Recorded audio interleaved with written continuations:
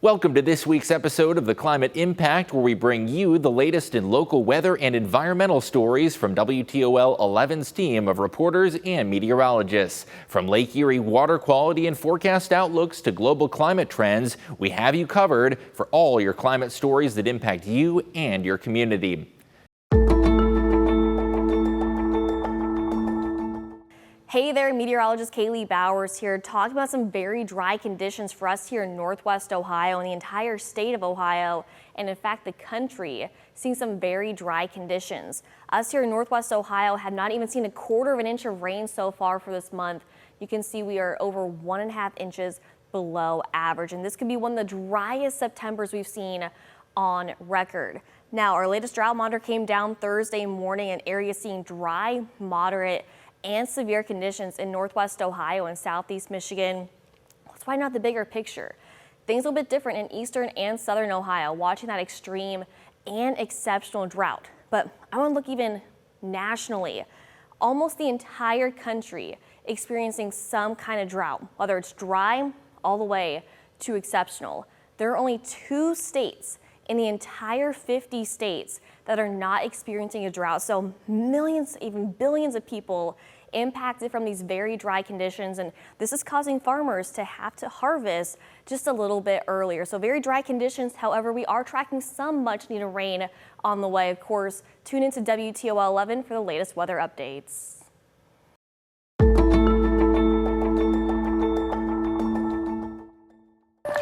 It has been bone dry for all of Ohio, including here for this past month, as we continue to talk about needing rain. Yeah, we're talking agriculture and farming. They've all been dealt a blow, but so have our rivers and streams. Let's check in with meteorologist Matt Willoughby. Northwest Ohio has experienced extreme drought conditions and water scarcity all across the Maumee River. That's exactly where I am right now, pretty much dried up. And with no rain in the near future, this is going to continue to be a problem, not only for Northwest Ohio, but also that hydrological system right here on the Maumee. We've got low pond levels, low water, low lake levels, reservoir levels across the state. That can then eventually start impacting community water resource. Dr. Aaron Wilson, who is a state climatologist in atmospheric science at Ohio State University, has worked closely with how weather and climate is affecting hydrologic conditions across the state. Dr. Wilson explains the issue the drought is having on our waterways. The drought is creating stress on the water system, as far as the specific amount of water that's left available. We haven't seen any large-scale water restrictions yet across the state. There's been a few communities, especially in southern and eastern Ohio, that have gone the voluntary water restriction route. Water levels have been extremely low near Side-Cut Metro Park, to where the foundation and water stain is even showing under the 23 bridge. Yeah, the faucet is shut off, right? And you're not getting rainfall. And when you're not raining in July and August, but you're still losing that soil moisture and that moisture from the surface, then you start to decrease any of that water supply. Although this drought will continue to impact areas all across Ohio, Dr. Wilson recommends staying active and helping reduce impacts that many are dealing with. I would encourage everyone to reach out to those resources, find your location where you live, what drought level you're in, look at your neighbors, kind of become familiar with the situation we're in, and just understand that we're at elevated fire risk and the need for water conservation. If rain chances improve over the next couple of weeks, Dr. Wilson states that it will take an extended amount of time and energy for rivers, streams, and agriculture to be back to normal and at full strength to recover. Reporting from Maumee, I'm meteorologist Matt Willoughby for WTOL 11.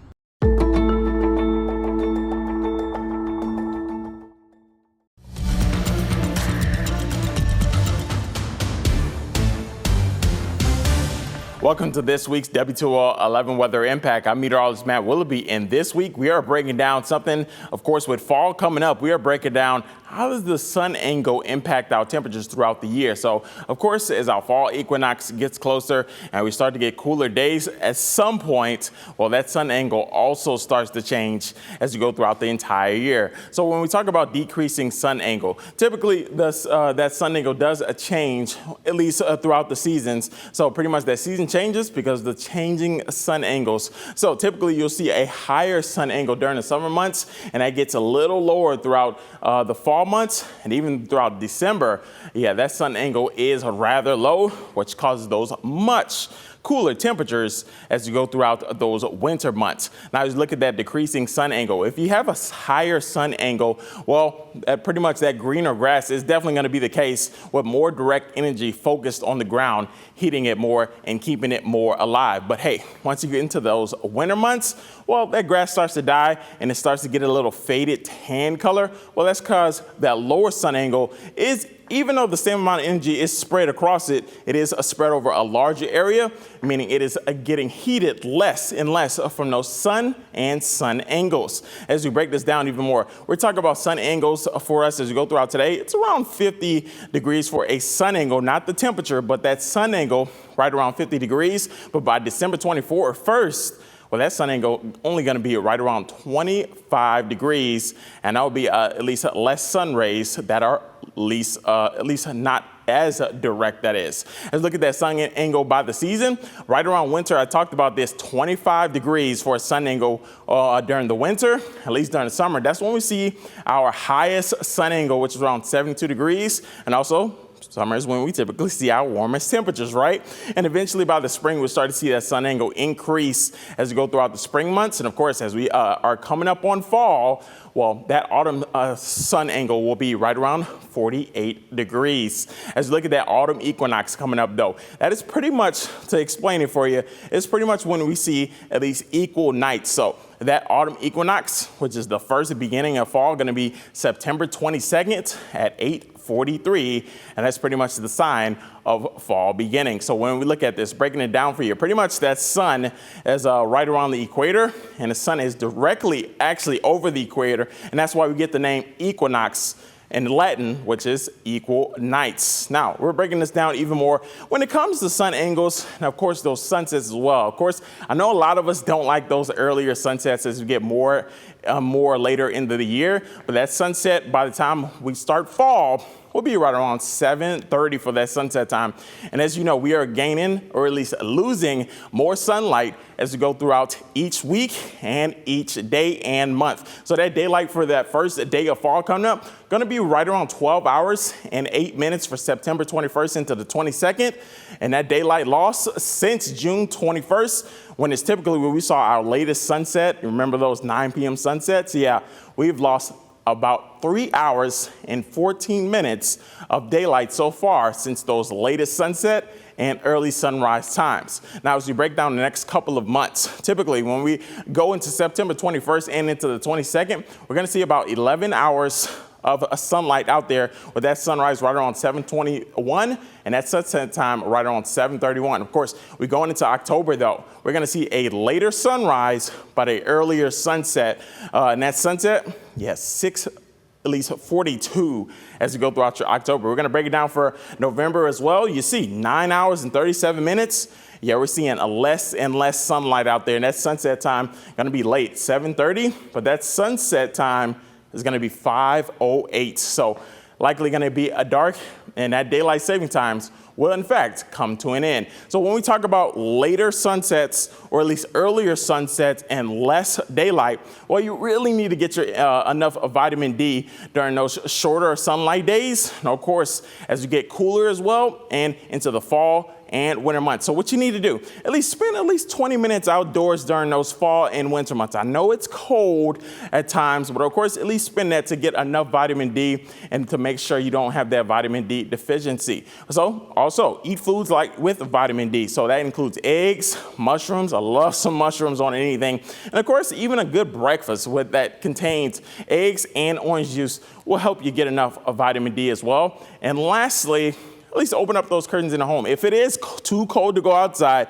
and as many know, yeah, Northwest Ohio tends to get pretty cold. Of course, still open up those curtains if it is a sunny day, or at least a cold and sunny day, to get some of that vitamin D, even though those sun angles are not as greater as they are usually into the spring and summer months. So this is just a few tips to at least take as we go throughout the fall and winter months, as we begin to see at least those shorter and smaller sun angles that will be impacting our area as we go throughout the next couple of months. I'm meteorologist Matt Willoughby. Thanks for watching this week's WTOL 11 Weather Impact.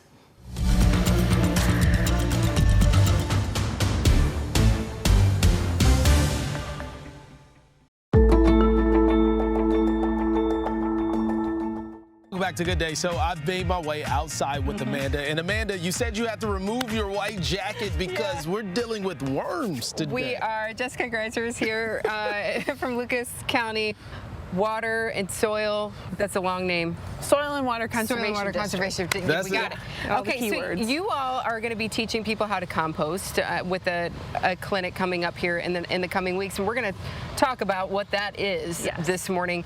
Compost. I mean, this is something that's really good for things like our Good Day Garden, right? Right. So it's an easy way. People can take food scraps that they have, and then if you're doing it outside, you can take yard waste like grass clippings or dried leaves in the fall, add it to your compost bin, and it becomes free fertilizer for you. There you go. Yeah, so love that. There are worms in this container. Yes. What kind of worms? So these are red wigglers, and this like that is name. I know it's kind of fun. Yeah. So this is a vermicomposting bin. Okay. So this is one that you would have inside, so you can do indoor composting, and the worms help accelerate that process. Okay.